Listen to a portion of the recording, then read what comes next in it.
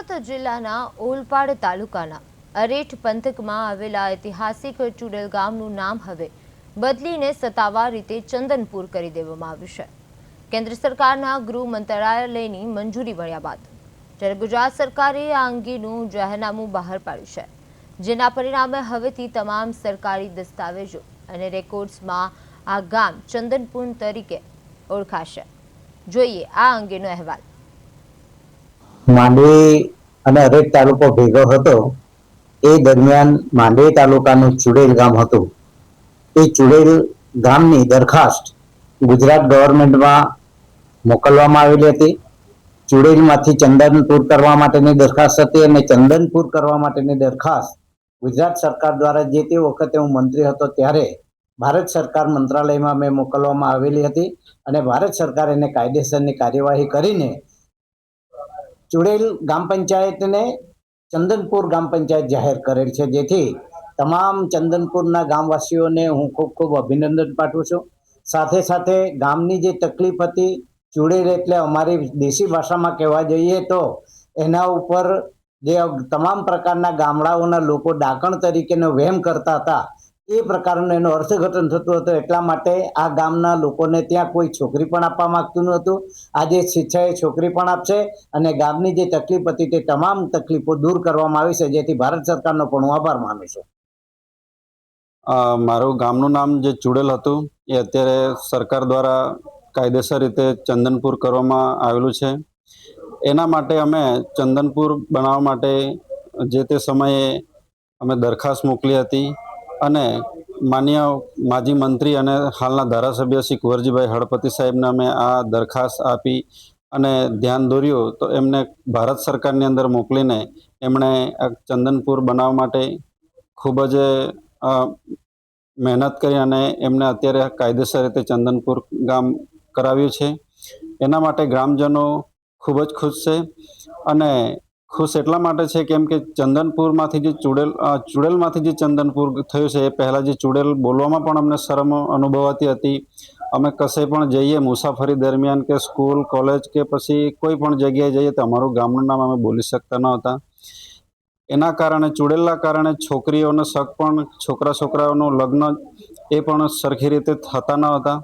એના કારણે આ ગામનું નામ જે અમને ખૂબ જ એક લાગણી દુભાય એવું નામ હતું, એના કારણે અમારે આ પગલું લેવામાં અમે ગ્રામજનોએ લીધું અને આ પછી આ ગામજનોએ એકત્ર થઈને નક્કી કર્યું કે અમે ચંદનપુર આ ગામનું નામ કરવા માગીએ છીએ। તો અમે સરકારશ્રીને આ દરખાસ્ત મોકલીને આ ભારત સરકાર દ્વારા અમે ચંદનપુર કરાવ્યું છે। ત્યારે હવે આ ગામનું નામ ચંદનપુર થયું છે। એના માટે હું કુંવરજીભાઈ હળપતિ સાહેબનો ખૂબ ખૂબ આભાર।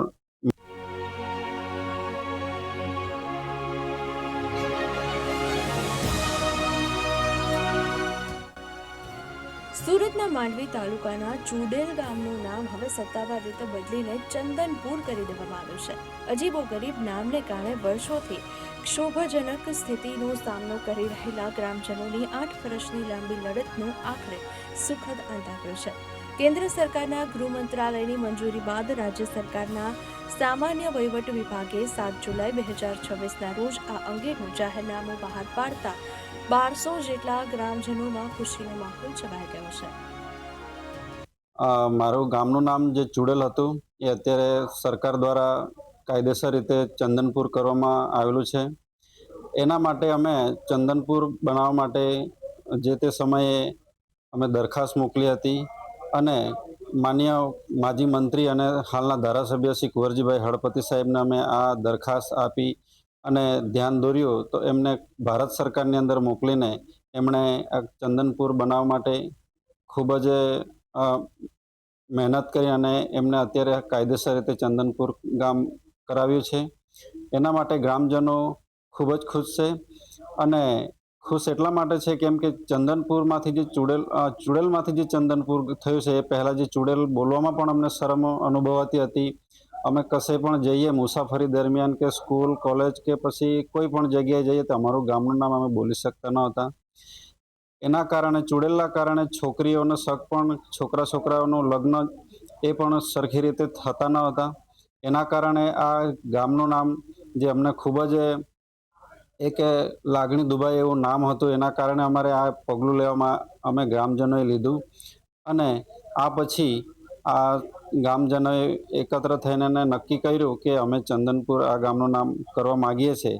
તો અમે સરકારશ્રીને આ દરખાસ્ત મોકલીને આ ભારત સરકાર દ્વારા અમે ચંદનપુર કરાવ્યું છે. ત્યારે હવે આ ગામનું નામ ચંદનપુર થયું છે. એના માટે હું કુંવરજીભાઈ હળપતિ સાહેબનો ખૂબ ખૂબ આભાર. બહારગામ ક્યાંય પણ પોતાનું ગામના નામ આપવા પડે ત્યારે માંડવી તાલુકાના ગ્રામજનો શરમ અનુભવતા હતા. ત્યારે સરકારના આદેશ અનુસાર હવે તમામ સરકારી વિભાગો, રેકોર્ડ અને દસ્તાવેજોમાં ગામનું નામ ચંદનપુર તરીકે જ દર્શાવવામાં આવશે.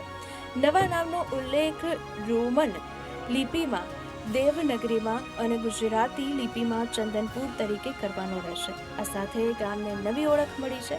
આમ તો આ ગામ માંડવી તાલુકામાં આવેલું હતું, પણ હાલમાં નવા તાલુકા તરીકે એરઠ તાલુકો બનતા આ ગામ હવે માંડવીની જ જગ્યા પર એરઠ તાલુકામાં આવી ગયું છે.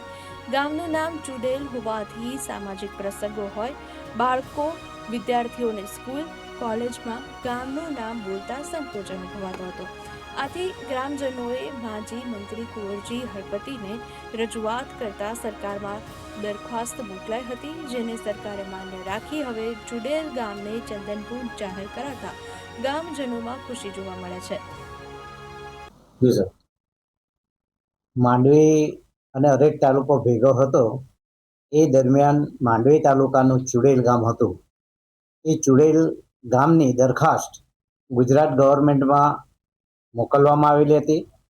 ચુડેલમાંથી ચંદનપુર કરવા માટેની દરખાસ્ત હતી અને ચંદનપુર કરવા માટેની દરખાસ્ત ગુજરાત સરકાર દ્વારા જે તે વખતે હું મંત્રી હતો ત્યારે ભારત સરકાર મંત્રાલયમાં મેં મોકલવામાં આવેલી હતી અને ભારત સરકાર એને કાયદેસરની કાર્યવાહી કરીને ચુડેલ ગ્રામ પંચાયતને ચંદનપુર ગ્રામ પંચાયત જાહેર કરેલ છે. જેથી તમામ ચંદનપુરના ગામવાસીઓને હું ખૂબ ખૂબ અભિનંદન પાઠવું છું. સાથે સાથે ગામની જે તકલીફ હતી, ચુડેલ એટલે અમારી દેશી ભાષામાં કહેવા જઈએ તો એના ઉપર જે તમામ પ્રકારના ગામડાઓના લોકો ડાકણ તરીકેનો વહેમ કરતા હતા, એ પ્રકારનું એનું અર્થઘટન થતું હતું. એટલા માટે આ ગામના લોકોને ત્યાં કોઈ છોકરી પણ આપવા માંગતું નહોતું. આજે શિક્ષાએ છોકરી પણ આપશે અને ગામની જે તકલીફ હતી તે તમામ તકલીફો દૂર કરવામાં આવી છે. જેથી ભારત સરકારનો પણ હું આભાર માનું છું. સુરત જિલ્લાના અરેઠ તાલુકામાં આ ગામના નામ પરિવર્તન સાથે હવે તમામ સરકારી પ્રક્રિયા અને દસ્તાવેજોમાં ચંદનપુર નામ અમલમાં આવશે. સરકારના આ નિર્ણય બાદ સ્થાનિકોમાં પણ નવા ગામને લઈને ચર્ચા શરૂ થઈ છે. હવે જોવાનું રહેશે કે ગામની નવી ઓળખને લોકો કેટલા ઝડપથી